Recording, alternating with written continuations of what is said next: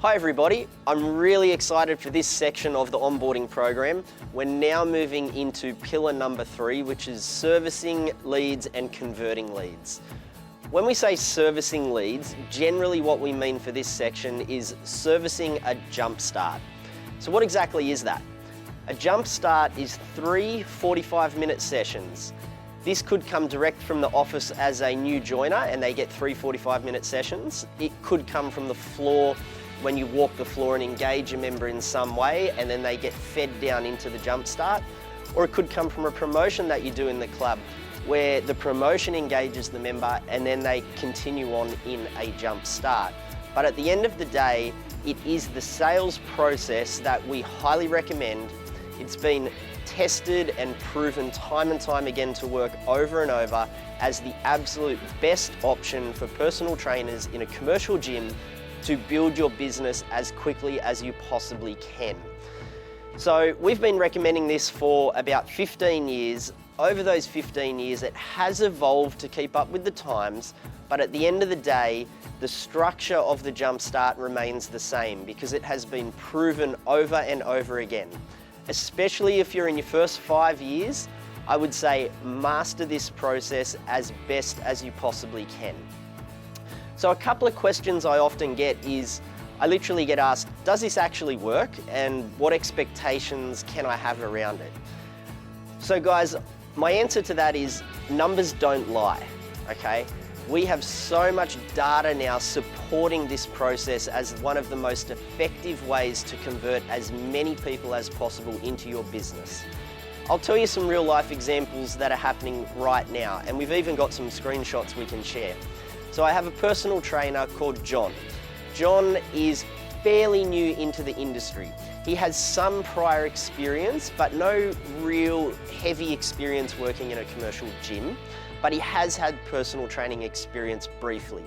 He started with us, did the onboarding program, and really adopted everything that we teach in this program. He really spent time focusing and mastering the jumpstart process. When John was 3 weeks in, he sent me a message and he said, would you believe it? I've had 11 leads so far, meaning jump starts. I've had 11 jump starts so far. All 11 have converted. Now that is a phenomenal result, phenomenal. We have another trainer called Jimmy. Jimmy got 10 days in and he had 10 paid sessions on the books. And once again, he put it down to following everything that we're teaching. And I could keep rattling these off over and over and over again. That first person, John, who I referred to, who converted his first 11 out of 11, I've had some direct conversations with him, and he genuinely has taken on board all of the processes, all of the systems that we teach for the sales process and executed it as well as a trainer possibly could. When he got to about 5 weeks in, he had nearly 20 clients, and for him that was where he wanted to get to. So it only took him 5 weeks to build his business to where he wanted to get to. That's a great example of a successful PT that is taking on board this world-class information and applying it when he went into his gym. That's what we would love to see for everybody watching this. Now I'm going to give you a different example, and this is a really interesting one.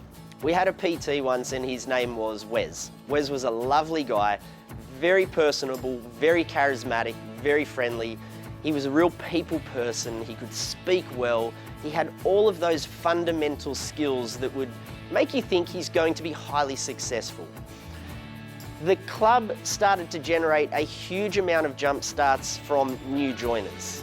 And that was partly due to a new manager coming in who was very PT supportive and focused, and every person they joined, they made it a huge part of their sales process to get that member into a jump start. So before we knew it, Wes had a huge amount of leads. When we thought he would probably have between 10 or 15 from the office and we checked in, he actually had 40. So we were blown away. That was amazing. And we thought this was going to be a great success story.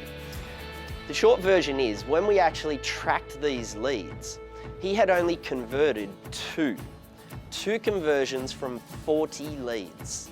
Now, it doesn't take a rocket scientist to figure out that's not good maths.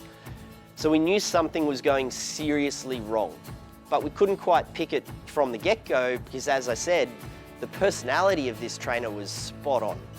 So what we did was I said to the PT manager, you need to get out there and spend some time with Wes to figure out where's he falling short, because we went through this process in the onboarding in detail with him. So the PT manager went out there and he was expecting to sit down with this trainer and say, look, here's your numbers. I'm not sure if you're aware, but here's what your numbers currently are from received to completed to converted. 40 received, 2 converted, not good. What we normally would have to do is pull the whole thing apart with that trainer and maybe redo the training from the ground up, from the first phone call to the screening to every step of the way, to make sure the sales process went as good as humanly possible. When that PT manager sat with the trainer made his life as easy as possible. He literally turned around and he said, mate, look, I'm not following the process. I'm not following it at all. He said, and he was a real casual, loose sort of guy. He's like, man, I didn't realize my numbers were that bad. I had a feeling it wasn't too good, but I didn't actually look at the data at all. But he said, yeah, look, well, what happened? Why not? He's like, I don't know. I said, well, what have you been doing? And he basically was doing everything we said not to do.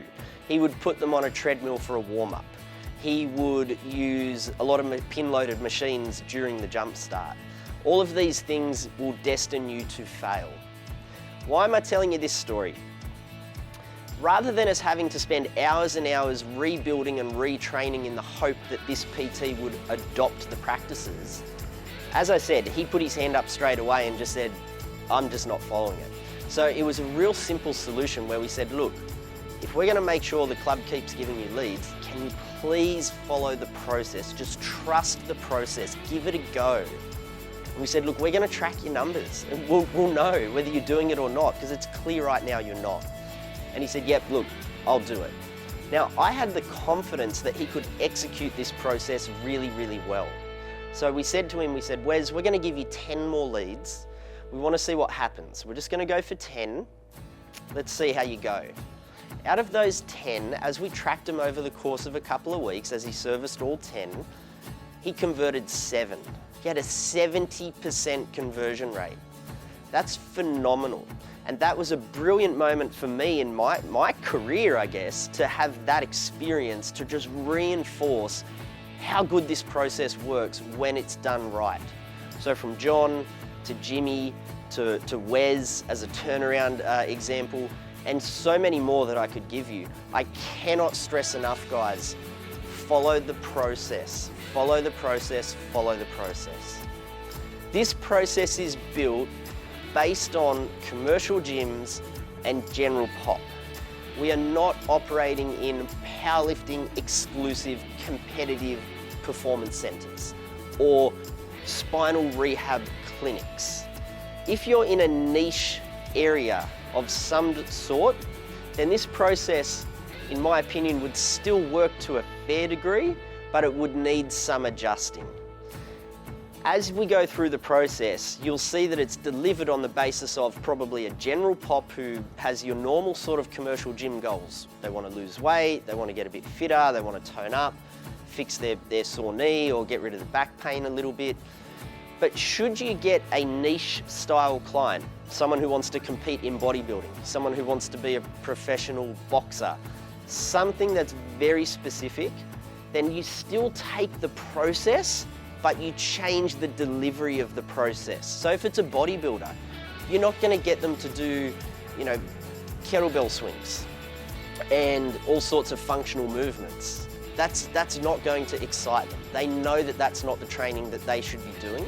They really need to be lifting heavy weights. So we still keep the process the same, but we adjust the delivery of the process. So I want to make that clear, guys, that I'm not asking you guys to be robots and do exactly what you might see in this program. It's about taking the entire framework and then slightly tweaking the delivery person to person. It's really important I stress that point. The next thing I want to touch on is I really get challenged a lot around why 3 sessions? Why not 1, why not 2, why not 4, why not 5?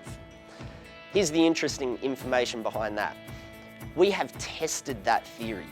we spent 18 months running test pilots with groups of trainers. Now these were a pretty diverse group of trainers that had the option to opt in. They knew what the study was, and essentially if you were in the first group, you were only ever allowed to do a single session with someone, and then you had to try to convert them. And if you're in the second group, you could only ever do 2 sessions, and then you had to try to convert that person. What we discovered was if you give someone a single session, 2 sessions, 4 sessions, or 5 sessions, in any of those categories, your conversion rate sat between 15 to 25%. As soon as the group went to 3, we saw the conversion go between 45 to 60%. Now that's really, really interesting, and I'm talking mass data, mass volume, mass testing. So it's not an anomaly. There is something magical about 3. And we can talk about why do we think that is. Firstly, if you're only doing 1 or 2 sessions, we believe you're not building enough of a habit. You have to remember this person is waking up in the morning, they're packing their gym bag, they're thinking about you, they're going, I've got to go see Julie today for my PT session, and they're putting their joggers in their bag. If they only do that once, it doesn't do enough. Twice is probably not enough, but 3 times you've built a habit. So 3 seems to have a psychological trigger of, I go to the gym to see my personal trainer. But how come it doesn't work at 4 or 5? Well, the main thought process behind that is there's very likely 2 issues with going into higher volume, I guess call it free sessions as part of the sales process. The first one is you're starting to devalue the product. If we're prepared to do 5 sessions for free, 8 sessions for free, 10 sessions for free, they're sort of going, well, hang on, now you want me to pay for it, but you guys clearly do this for free. That's what you guys do, like group exercise classes, right? Why would I do 5 group exercise classes in my first 2 weeks, but then start paying for it? That's a free service. So it transfers personal training into a belief structure like Group X. And we all know Group X, large Group X in big box gyms is typically free. So that's the first one, is it has a devalue on the product. The second thought process is it very likely becomes a case of when you're spending more time with someone, they're getting information from you through this process. So as they're spending more and more time with you, they're probably gaining more and more confidence on how to train without you, especially if you're not delivering it the way it's meant to be delivered. So we saw a really interesting thing happen when we tested this out. And there's all sorts of other things in the process that I'll touch on that we've also tested out. But we've tested this thing over and over and over again, okay? So trust me, do not be one of these trainers that slips into the lazy habit of going, I'll just do 2 sessions with this lead. I'll just start to do a single session with this lead. If you want to keep converting at pace, do 3 sessions with every lead. 3 sessions is the Goldilocks zone, okay? The next thing I want to touch on with a jump start, speed of completion. This one was really interesting when we tracked this as well. The simple facts is from date of the member joining, if it's a new joiner getting a jump start, through to the date that they finish their 3rd session and you present to them to convert, the shorter that is, the higher your conversion percentage goes. Don't worry about all the other bells and whistles and the value adds and everything else. Just get that timeline tight. So here's a hot tip. Here's a little golden nugget for the new trainers watching this if you're new to the industry. You very likely could fall into the trap of letting that member dictate their frequency of coming in.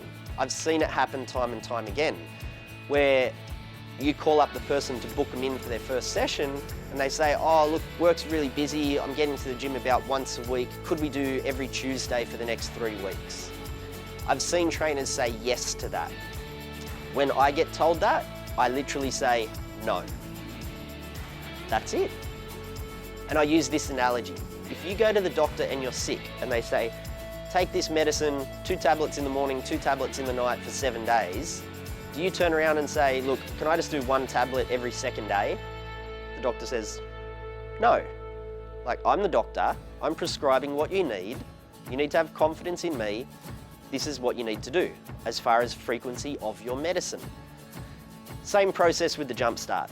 So sometimes I'm very direct with members and I say, no, unfortunately we don't do them spaced out as one per week. Just so you're aware, we actually try to speed these up quite a lot. What I'd like to do is get you in the next 24 to 48 hours. The next session is ideally the very next day, then we might have a day off, and then I'd get you back in for the day after that. Okay? And if you can't get that, we'll try to get as close to that as possible. So let's see what availabilities we can make. And if you're in a 24/7 gym, it doesn't get any easier. You say, look, the gym's always open. I'm available whenever you want to be here. So there shouldn't really be any reason. I understand you're busy, but so am I. So it's about trying to get this process completed for you so we can get you off to a great start. So speed of completion matters, okay? I've also been asked, why this process and why not any other process? Guys, I'm not opposed to using another process. In fact, we've tested it. We've come up with all sorts of creative stuff. We've tested 2 half-an hours, 1 hour, 2 1 hours, and totally changed the delivery. We've done just, body composition testing. We've done health coaching, called it all sorts of stuff and changed the vehicle, the whole thing. We have tested every single option you could come up with. You can be as creative as you want to say, hey, let's make up a sales process. We have been doing that for nearly 2 decades, and we do test pilot it. We have certain trainers who say, yeah, I'll do a couple of those, I'll do 5 of those, and let's just see. And if we can get 30 trainers doing that for just 5, well, now we have 150 of that test pilot, and then we can start to pull some meaningful data out of that to go, is this better? And normally the answer, well, always the answer has been no. I've had one occasion when that was beat. I had a trainer of 15 years. He'd spent over $150,000 on his own education.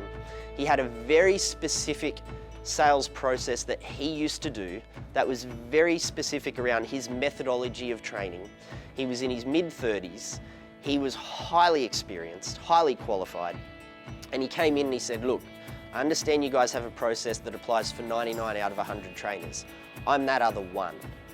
Is it okay if I use my own process? And I said, mate, based on the information here, sure, but I still want to see the data. Show me your completion rate, your conversion rate. And as long as you're matching what our process does or improving above it, be my guest, okay? And he was on par, So that was fine, okay? So I don't actually mind what the process is. I mind about making sure everyone is doing the best possible process to get you the maximum result possible. So hopefully, guys, you can take all that information on board and understand just how much time, energy, testing we've put into this thing over the last nearly 2 decades to deliver what is, in my opinion, the most advanced sales process for personal trainers in commercial gyms available today. So moving on to wrap up this introduction to the Jumpstart, I just want to go back and remind you guys around the call expectations on when you get a lead from the office, not from the floor, because from the floor you've already engaged with them and probably booked them in for session 1. But if you get a lead from the office and it's a Jumpstart, we've gone through this, but I need to hammer it home. You must make an attempted call within 12 to 24 hours. If they don't answer and they have a voicemail, you leave a voicemail, you send an immediate SMS and an email to follow up straight away. 24 hours later, you do it again. 24 hours later, you do it again. If at that point they haven't responded, give it a bit of a break, give it maybe 2 to 3 days, and then you go again. But every time it's call, voicemail, SMS, email. Hit them with every possible channel. I had a trainer last week talk to me about this and he said, I'm just afraid I'm badgering them. It's your business you're trying to build. Maybe 1 in 20 feel like you're badgering them, but the other 19 are just busy. Okay, or maybe their phone's in the drawer at work and they can't touch it for 8 or 9 hours, but they're on their emails and you pop up and they go, oh yeah, that's right, I've got to reply to, I'll get back to him now. You need to chase your leads down. Okay, that's basically saying, hey, I don't want to chase my leads as hard as possible. Does that sound like a great statement for someone who's trying to maximize and build their business? Of course not. So really, really, really chase your leads down with every possible avenue you can. Okay, the last piece I want to touch on is we have a couple of documents for you guys for this process. It is a complex process, and we've got some pre-built documents for you. So make sure you've got those in your hand, you read through them, you have a call script, you have a guide to the jump start, and you have a recording template for the jump start.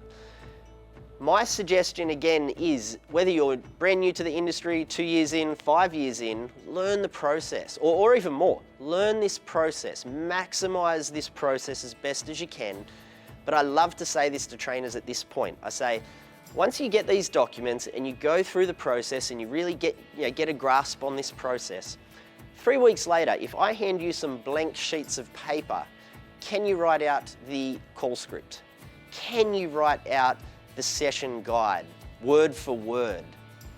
And that's a different challenge, right? Compared to just watching this video and absorbing the information and then going away and trying to sort of get close to it. No, I'm talking master it. I'm talking know it in the back of your head, blueprint it into your brain. Be a master at it where you could teach the next trainer in 4 weeks. In 4 weeks' time, you need to be the guru on this process, where I could say, hey, we've started our PT Julie here, and this is Fred, new trainers come in a month later. Julie's gonna teach you, Fred, the process. You need to strive to get to that level that fast. Read this process over and over and over again and start to rewrite it. Challenge yourself to learn the process. So as I said, it is printed into your brain. So when you start to deal with these leads, you execute it with maximum efficiency, on track to how it's meant to be done.